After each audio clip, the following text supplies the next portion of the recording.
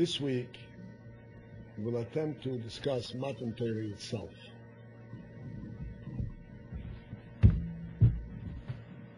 What transpired? What happened at Matan Torah? What does it mean to us? What does it mean to every individual?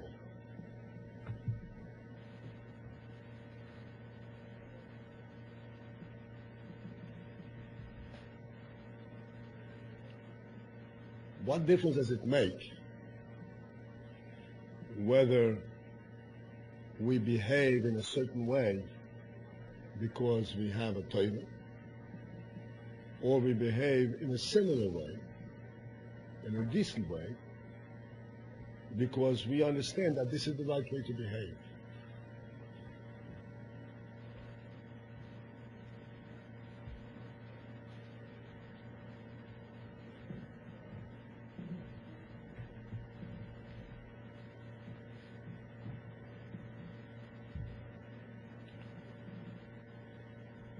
Moreover,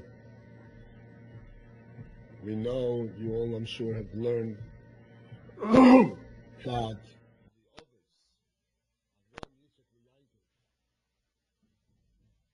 then on down the Shvatim, and even in Mitzrayim,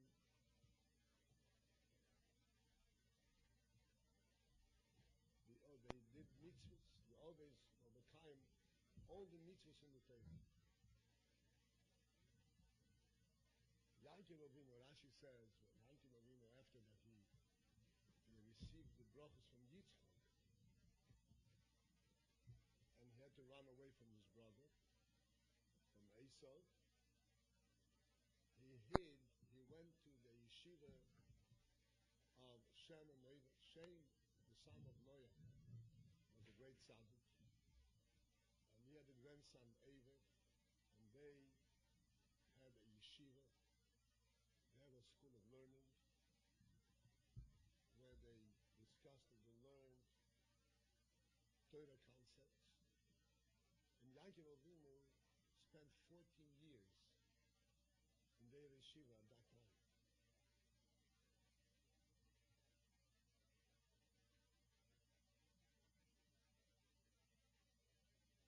And similarly,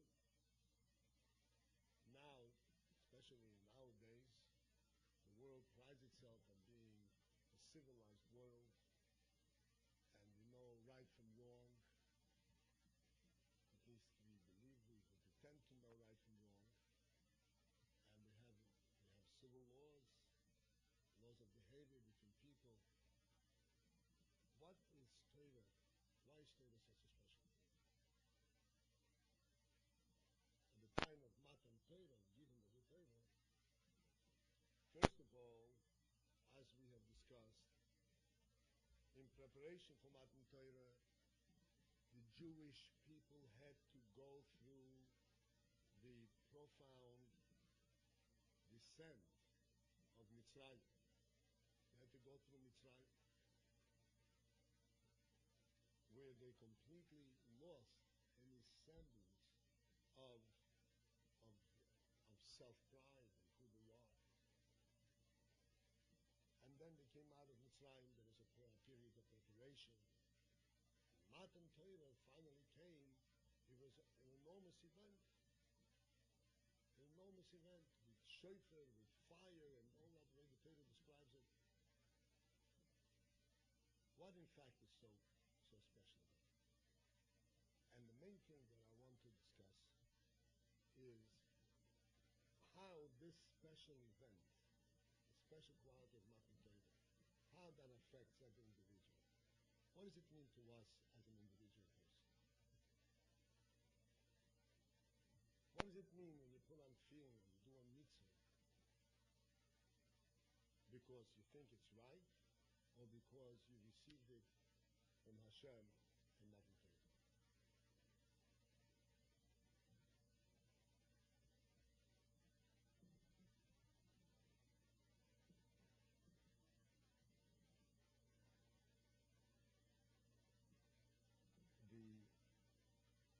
Preparation for Matan Torah,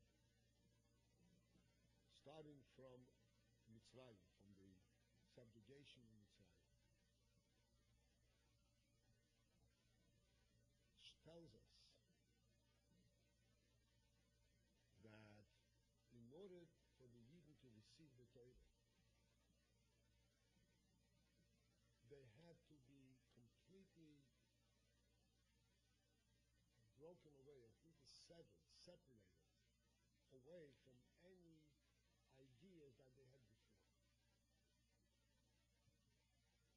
The Gemara tells us that there was an Amoira Reb Zeira, one of the great scholars of the Talmud.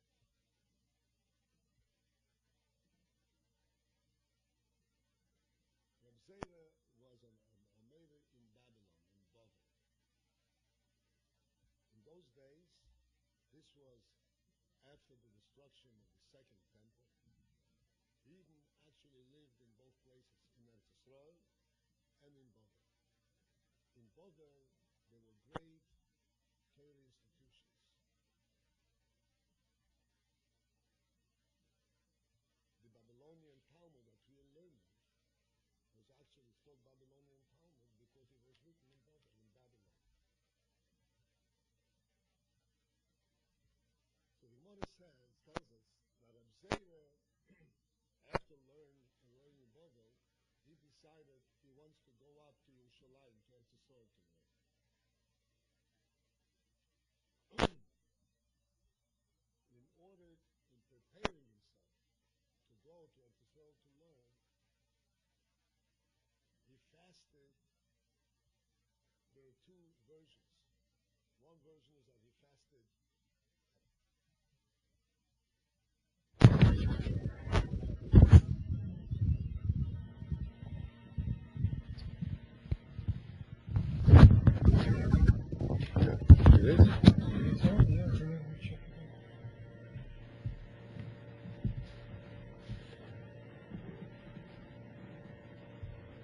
So before going up to Eretz Yisrael, Reb Zeira prepared himself by fasting. So there are two versions. One version said that he fasted 40 Tamesim, 40 fasts. And one said, 40 fasts? Yeah. Okay. And one version is that he fasted 100 Tamesim. Because it says mem. Mem could be 40. And mem could be that it means mayo. 100.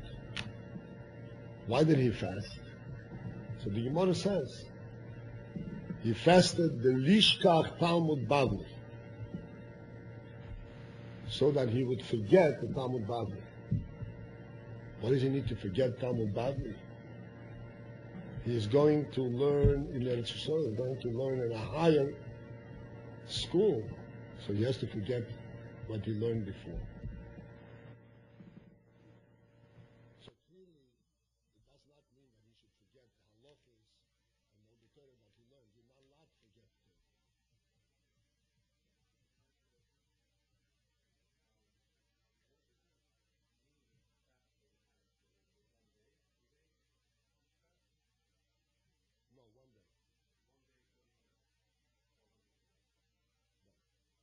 No, 1 day.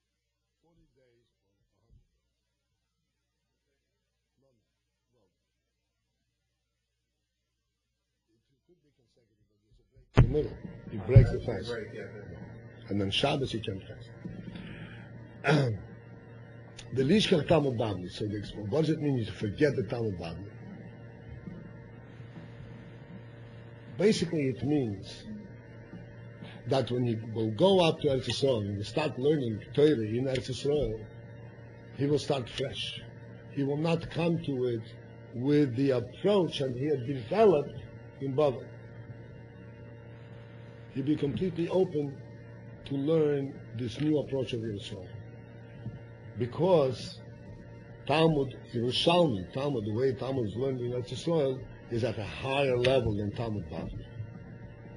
And in order to absorb and be able to get involved in this higher level of learning, he knew that his approach that he had developed in Bavel would be interfering, would not allow him to get into it.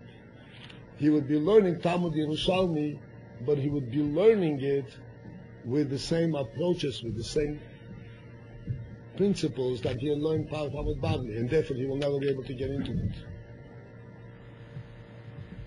This illustrates a phenomenon of, in general, human growth. We've discussed in the past that the Alter Rebbe explains this principle, Sheva Yiper Tzaddik Yekom, that even a Tzaddik rises and then he falls down, and then rises up again. Every person experiences that. He rises, goes up to a certain point, then he feels he's falling down, then he starts up again. Usually, what we are looking for when we are in the fall, when we have fallen down, we are looking for and saying, I wish I would feel today what I felt yesterday. That's all. Yesterday I felt so good. And now I can get into it. I can get the feel for it. All I want is I should get this which I felt yesterday.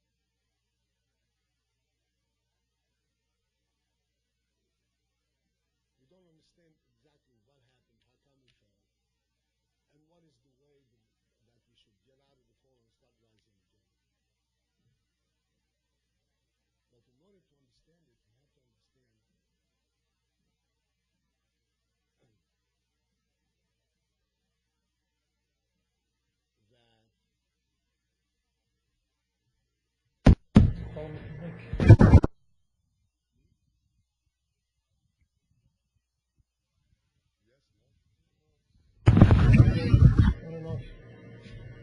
would you like me to pin it down to my lapel?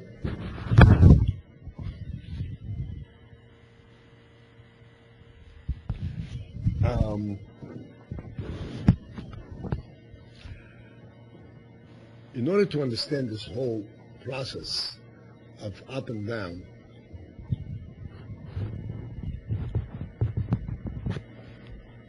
we have to understand the following concept.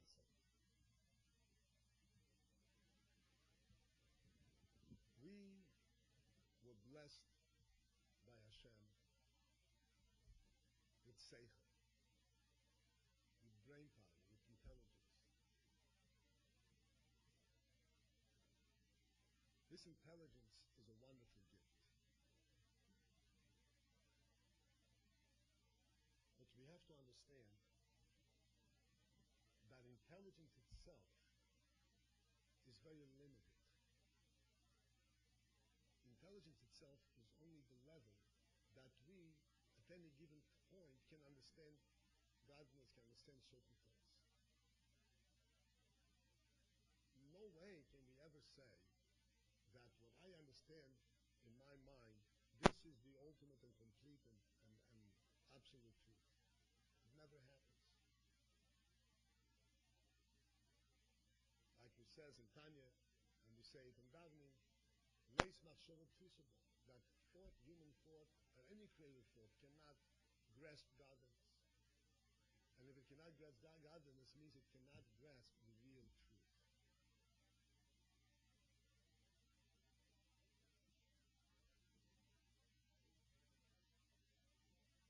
However, we do have that intelligence, so we can understand the truth at a certain level, this level that we currently see. And then we get involved and it seems, oh, I got the idea. So we grasp it, we grab onto it, and that enlivens us, that gives us encouragement. I understand what's going on.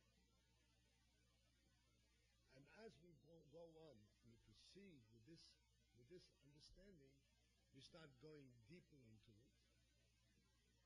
And at some point in time, we get to a certain depth and we say, hey, I thought I understood, but I don't really understand. There's something here that completely evades my understanding. What happened here was not that we lost our mind happened, in fact, is that with our power of understanding, we reached to the less depth of that level. And here we really recognize that there is that which we cannot, which is beyond our understanding. And that's when we fall down. When we fall down, we say, I have no understanding. I don't understand what's going on.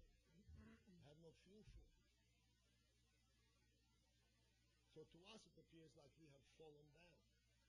In reality, what's taken place is that we have risen to the point that yesterday's understanding is no longer valid, no longer makes sense. And then, if we stubbornly insist, I want to understand it just the way I understood it yesterday. First of all, it's frustrating because it's never going to happen, because now we already have a deeper idea. And secondly, we're missing the point. That's not what it's meant for. The point that is meant is that we should step back and start afresh, start from the beginning again. And when we start from the beginning again, from the simple truth, from the simple beginning, now we will develop our understanding again, but with a different perspective, with a deeper understanding, a deeper sense of what it is that we are learning. And we start the rise all over.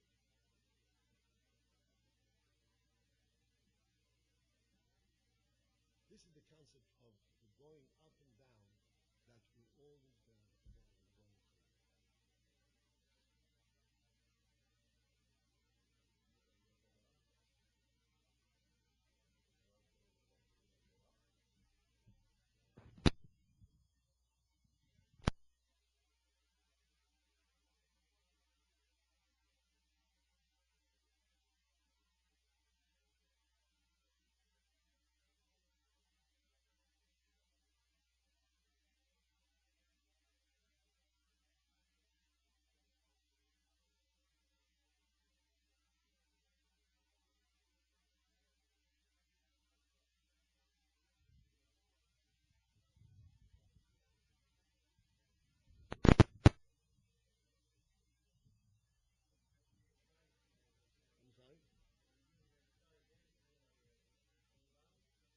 You feel like you're falling down because you start from scratch. But really, when you start over again, you start over with a deeper insight. A deeper insight. It's just like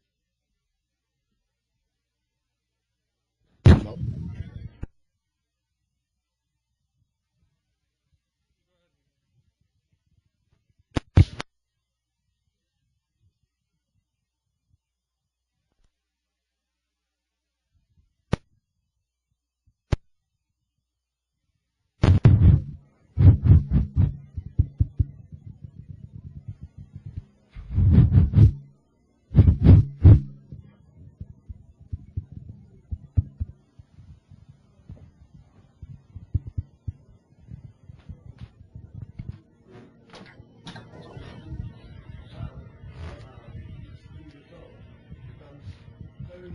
Difficult to handle. He doesn't obey, he goes all over the place. All of a sudden, it's not the same child. What happened? It reached a new stage of intelligence. And it starts all over again. All the constraints, all the orientation that he had before is now not interesting. And this goes on throughout the childhood and adolescent period. You know that a child, that there is if you ask any teacher, there's a very, very big difference between 10 and 11-year-olds and 12 and 13. Especially 13 and 14. It's a very difficult time to handle this. Kids that are very difficult to control. Why? Because at that time, 13 is a big transitional period. And everything that made sense to them yesterday doesn't make sense to them today. Not because they became stupider, but because they became smarter. And now you have to explain to them the same ideas at a new level, with new insights, with different meaning.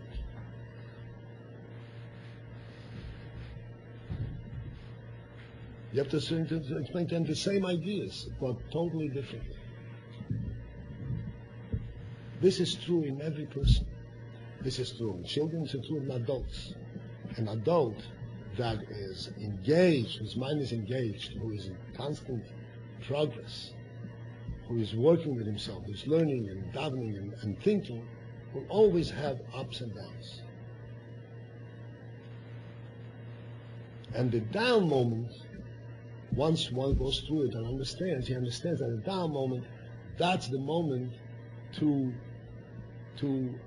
value, because that's the time when you get in a little deeper, a little further into the, and you open up a little more.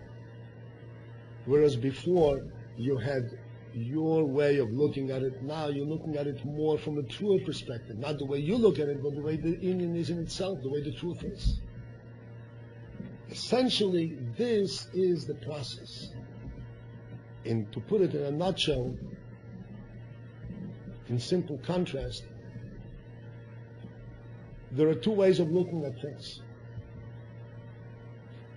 One way is to look at it the way I see it, and the other way is to see it the way it is in truth. How does God look at it? What is the truth of it? We cannot, as human beings, divorce one from the other. We will always see things the way we see it. But the more we can free ourselves from our own constraints and go closer to the truth, the way the truth is meant to be seen, the closer we are, the more open we are, and the less constraints do we have from our own limits.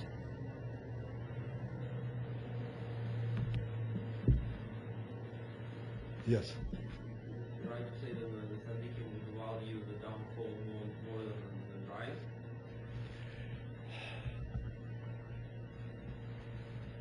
Happier, so to say, or Well, they certainly value it.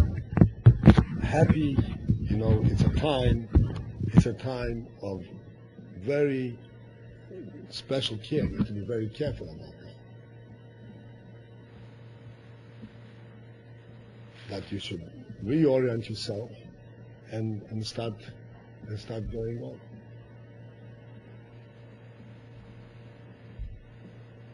To answer your question bluntly, I'll bring it back to Mitzrayim and all. You will understand what your question entails. That in a broad sense, what you're asking is, do we value our being in Mitzrayim more than having come out? Or more than when we were free before Mitzrayim? You understand? That not. There is a saying from the previous Rebbe.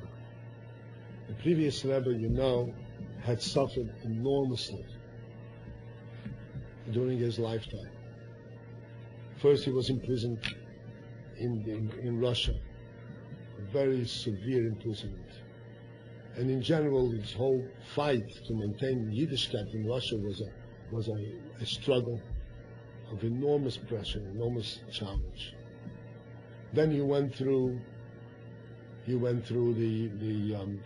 Second World War.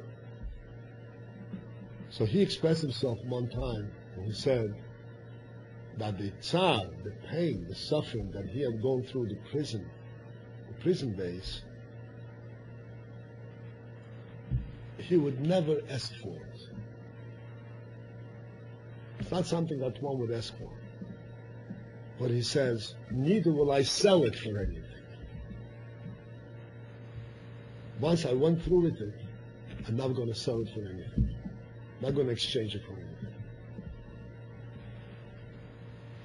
So there is definitely enormous sense of strength in this.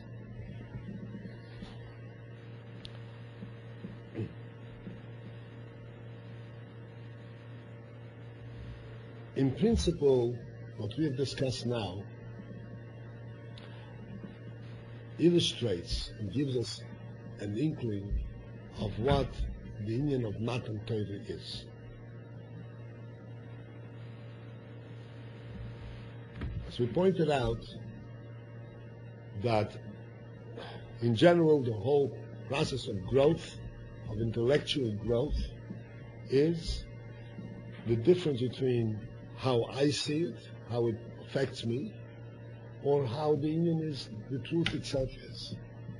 Throughout the ages, from Odom Orishonon, and then Shem and Ever, and then Avram Yitzchak Yankiv to learn Torah and so forth, all of that learning was profound and deep learning. But essentially, it was learning as a human being, albeit a great human being.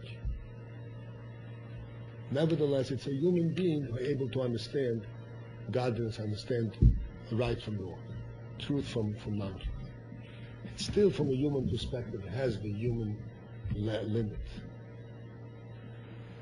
The process is that you should go further and further until you get to understand the godly perspective of things, not the human perspective of things. The Rambam, in describing Mashiach's period, the time of Mashiach, he says that in that time there will be abundance of good, there will be not lacking nothing. There will be no other interest or preoccupation in the world. There's not going to be any competition, any pain, any milchomas, any wars. The only occupation that human beings will be pursuing at that time is lo das boirom kifi koyach, to know the mind, the das, the seichel of their creator to the extent that a human being can possibly know.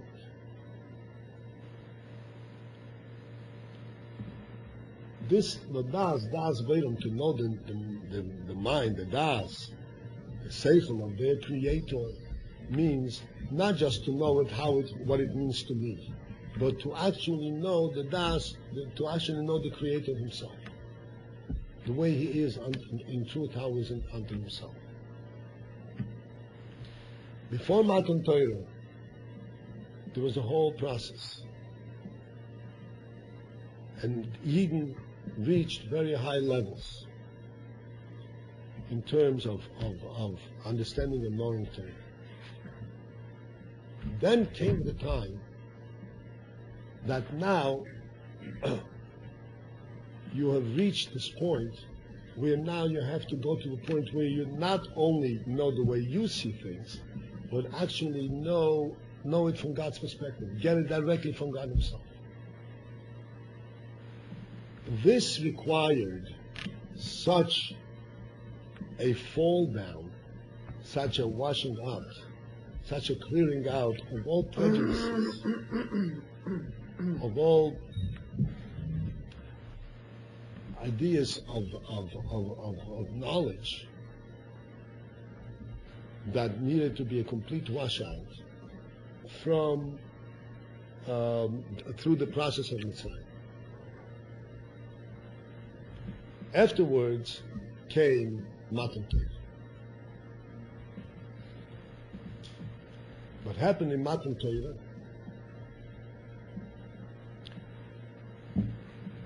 Matan Torah was a complete reversal of what was before. Before, everything that we knew, the Jewish people, the world, was due to human effort and human research, so to speak. The Medrash tells us Avraham Avinu found Hashem, recognized and understood the Creator, understood that there is a Creator, by personal research. He studied, he thought, until he came to a conclusion. Avraham. And then subsequently he taught Yitzchak and so forth. Here came Matan Torah. Matan Torah, that's what it's called Matan. Matan means a gift. A gift of Torah means that the situation is completely reversed. While beforehand the world was essentially in darkness, except for the amount of light and insight that a human being can see, can find, can identify and understand. Now it reversed. The world had received the essence of light. Hashem gave us the Torah, which means He gave us, He inscribed for us in the Torah His real thoughts, His real seichel. And He gave it to us.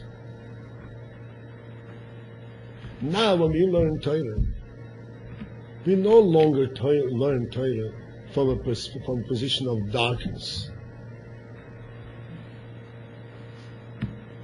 We learn it to start with from a position of light. What does it mean?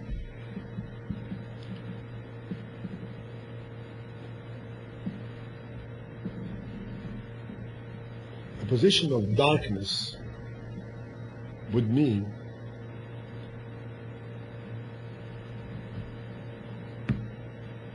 like we have civil laws in the world. What kind of laws should be enacted? What kind of things should be controlled? All coming from personal worldly experience. The Torah is a different approach. The Torah has been given to us. We know what the laws are. We know what God's will is. Our effort now is to understand what it is, not to find out what it is, but to understand what it is. In other words, when we start learning Torah, we start off 100% ahead than they started before Matan Torah.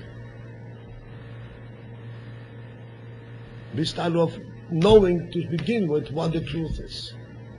So we know what the truth is, but now we need to use our brain or our seichel to understand it and to make sense of it, get close to it.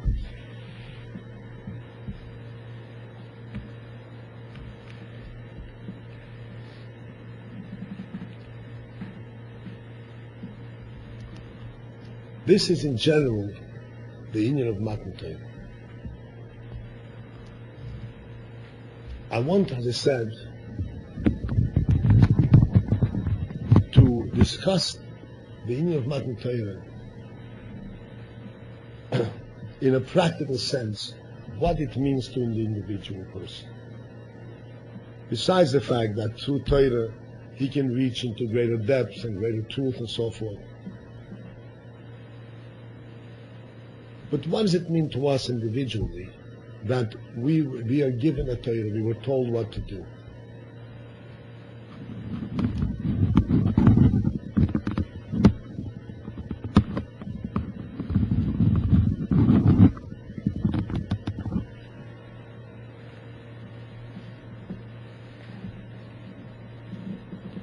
We live in a big world.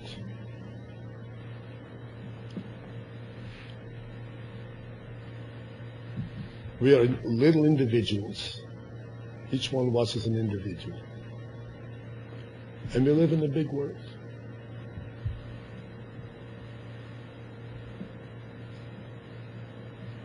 As an individual, we struggle, we work to find our own niche, find our own place.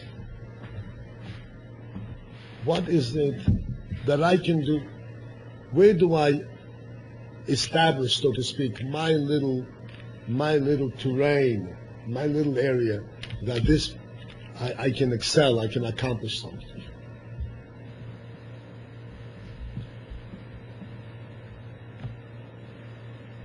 Why do I want to accomplish? Because after all, there's such a big world, I want to make my mark in this world. I want to participate. I want to be recognized.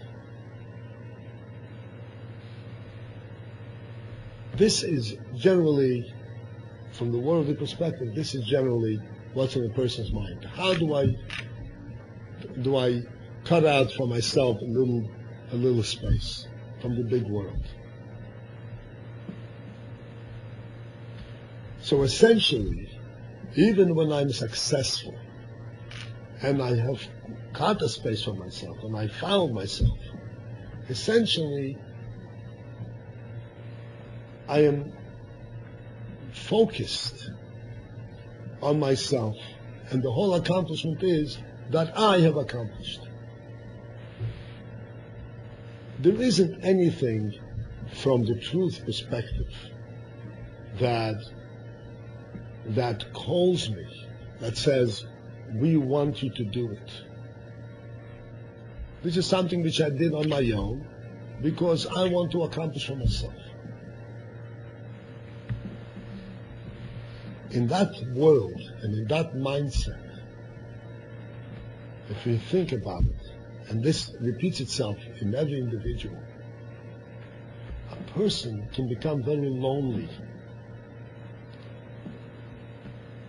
But essentially, he is the only one concerned about himself. And if I don't take care of myself, then nobody will.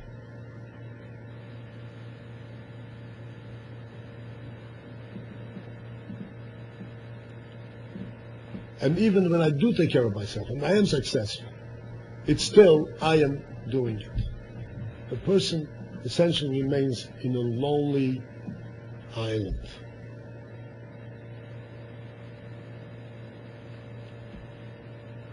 Matan Torah represents a completely different view of life, of the world, of the Jewish people, and of God.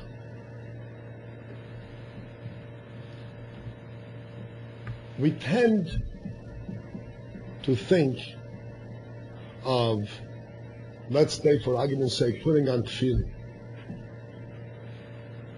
Putting on tefillin is an obligation. I must do it, or else. If I don't do it, I'm going to lose my footing.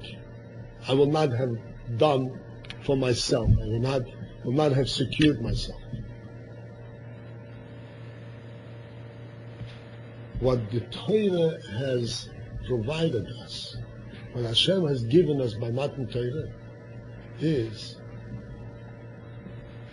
that Hashem says, I myself am with you. You live in my world. And I am giving you, I'm providing you the place, the niche, the ground for that which will make you a true participant, a true contributor to my world. In other words, Hashem himself is calling us and says, I want you to be participant. Not that we are fighting our way in. Hashem is calling us and is giving us this privilege, giving us this opportunity.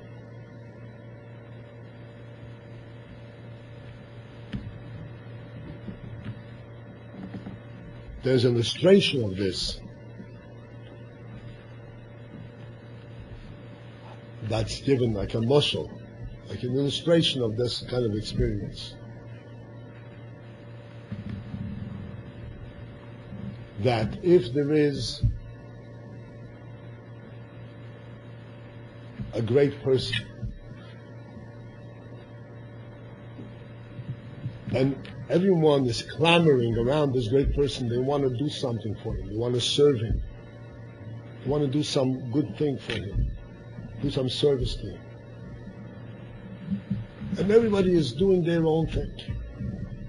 This one is cooking, this one is serving, this one is taking care of whatever. And then this person, this great person, turns around and calls someone over and asks him, could you please get me a glass of water? The simplest of things. And he runs and he gives him a glass of water. Everyone was doing all kinds of different things in trying to serve this person. But by the very request that he had called this person, he called this individual and asked him for the water, this gave him an entirely different sense of relationship. Because he actually asked for it. He actually asked for it means that he actually recognizes that this person is there and this person is important and important to him, and he is asking him for a service.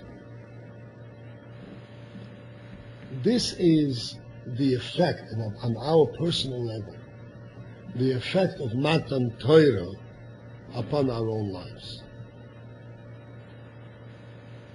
Surely there is the Torah, there's a lot of demands on us and requirements and duties.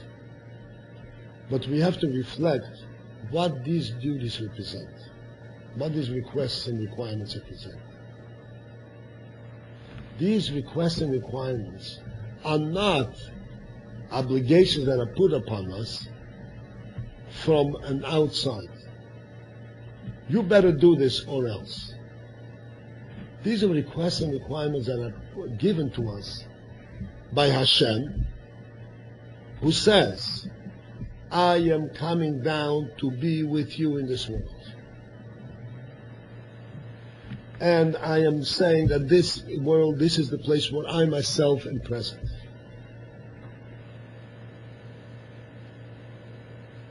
And in order that you should be in this palace that I'm erecting, that you should participate in this presence, I am giving you and I'm asking you to come and participate in my palace. Put on tefillin, eat kosher, keep Shabbos.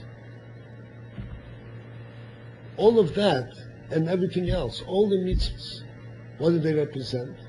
They represent the one simple principle, that God Himself is present in the world. And that our lives consist in being in His presence, in participating in that presence.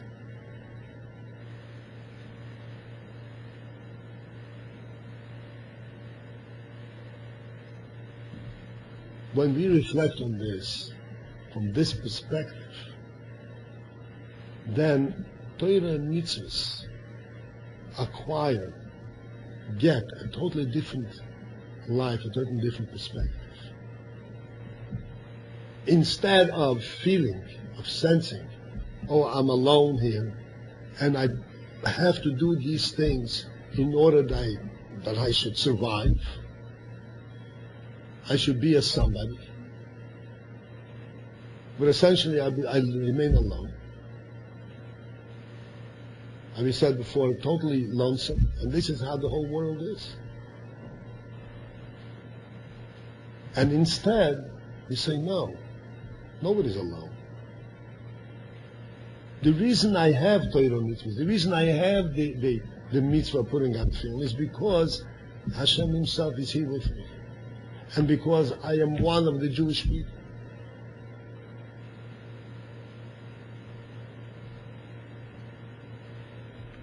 It's a live presence, a live experience.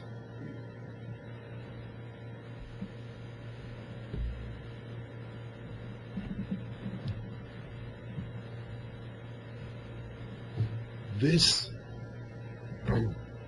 perspective, this understanding,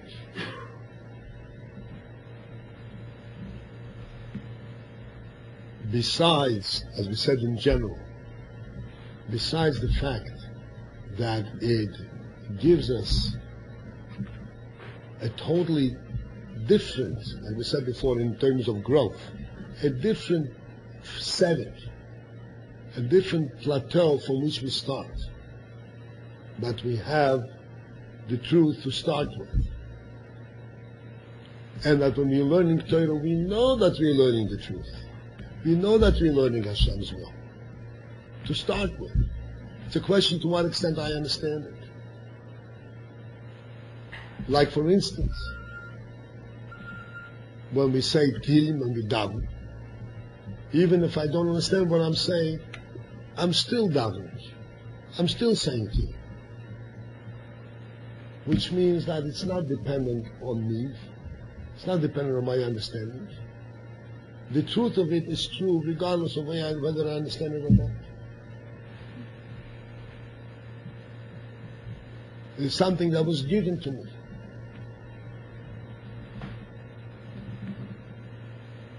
And then when I start to understand it, I can understand it 5%, and I can understand it 10%, 15%, and it's all valid understanding. It isn't to say that if you don't know it 100%, you have not learned it. Because the 5% that you've learned 5% of that which is true absolutely anyway.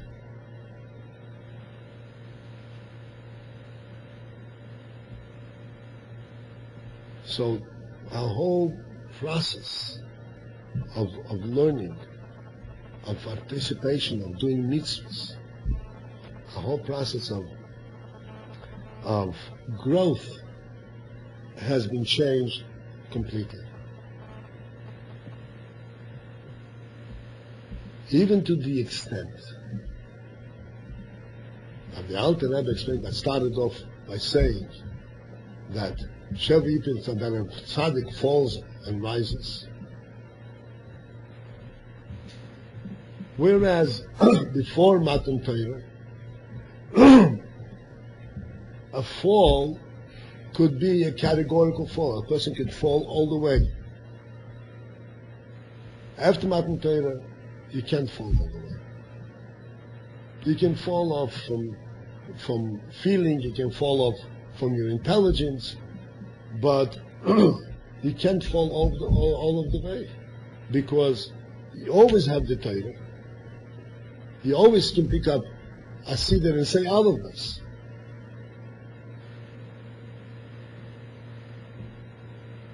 The truth is there for you whatever you do. It's not dependent on your intelligence. There's a story of the Baal Shem Tov. It's not a story that's easy to understand, but I'll present to you the story to whatever extent you understand it, but you'll get the gist of the message. The Baal Shem Tov, you know, was a very holy person. We have no other words than saying he was a very holy person. Baal Shem Tov was a unique person from all times and all generations. A completely unique person.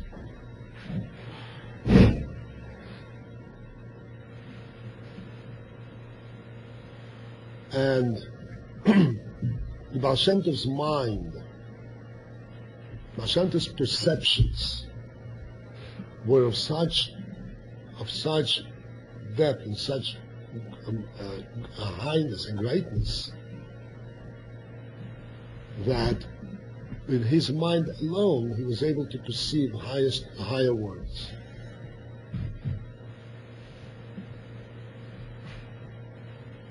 So the story is that the Baal Shem Tov, with his brother-in-law, Rabbi Geshem Kittler, who was also a great tzaddik and great scholar, they were somehow caught in a very dangerous moment, without bandits or whatever it is, and the only way for them to get out of this situation was to use some spiritual powers. And the Baal Shem Tov said to Reb Gershon that I lost my perspective. In other words, I lost my mind. I lost the great perspective that I had. And therefore he wasn't able to employ any spiritual powers. So Reb Gershon Kitov asked him, so what should he do? So the Baal Shem Tov said to him, do you remember the olive base? He said, yes. So he says, teach me the olive base. And the B'yas and Kitov started teaching the Baal Shem Tov the olive base. And from this, the Baal Shem Tov was able to regain all his insights and perceptions.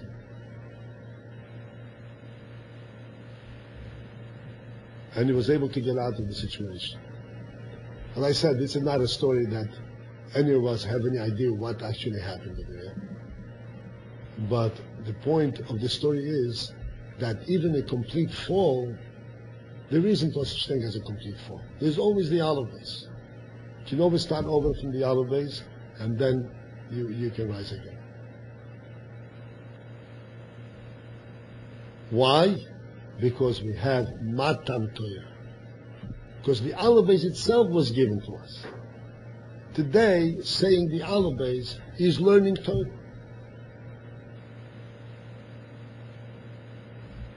Or a child who does not know anything else, even adults who does not know anything else. When you learn the olive base, he's learning Torah. He's learning Hashem's chokhmah, Hashem's wisdom. Hashem is with him and participating with him.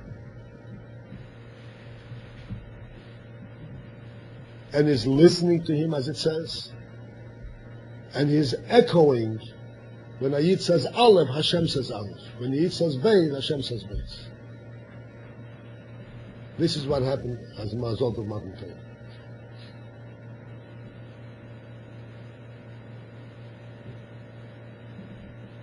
So in summary, and this is the most important point, I mean, in Matan Torah you will learn, you see this and so forth. I just want to get this point across.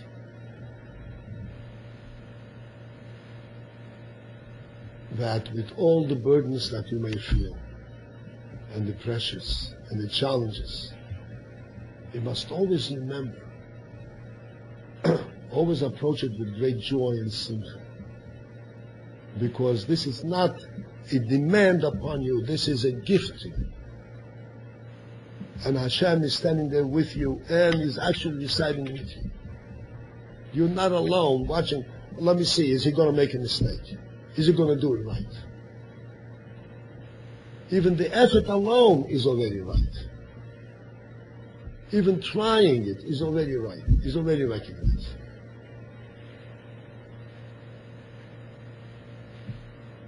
And then, with Hashem's help, when one does get into it, and does want to get into the truth, into the Hashem's chokhmah, the success and the mind, and the extent to which his intelligence opens up and is able to perceive and understand depths that he never imagined existed.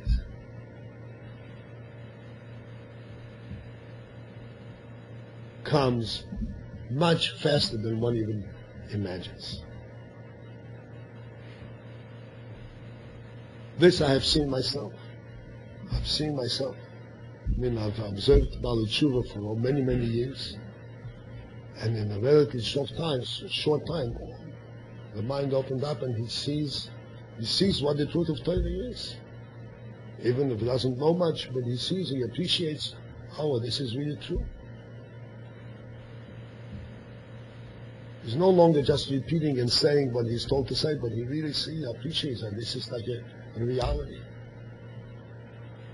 Do we recognize what type of accomplishment that is? What kind of blessing that is? This is all the union of Matan Torah. And we have to know that Shavuos is coming around next week in Mitzvah. Shavuos is the repetition again of Matan Torah. Hashem again is giving us a Torah. And we receive it again wholeheartedly. And receiving the Torah means that we again renew our acceptance, our resolve that we are going to know what the Torah says. And we're going to follow, we're going to join, so to speak, as we said before. We're going to join with Hashem in His holy world. We're not going to stay out of His holy world, live in the physical world. We live in the world that Hashem meant us to live in the Torah world. That's the result. And ultimately, that leads into Eretz Yisrael, and that leads into Beis Hamikdash, that leads to Mashiach, and that leads to Mashiach, everyone individually. That each one of us individually can also climb out of our goals and not feel lonesome anymore, not feel alone in the world. Know that this world, the whole world, is for us. And there is a king of the whole world. And he's with us, with every individual.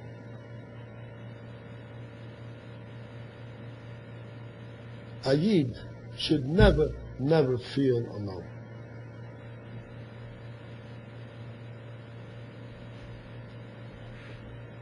This is the message for today.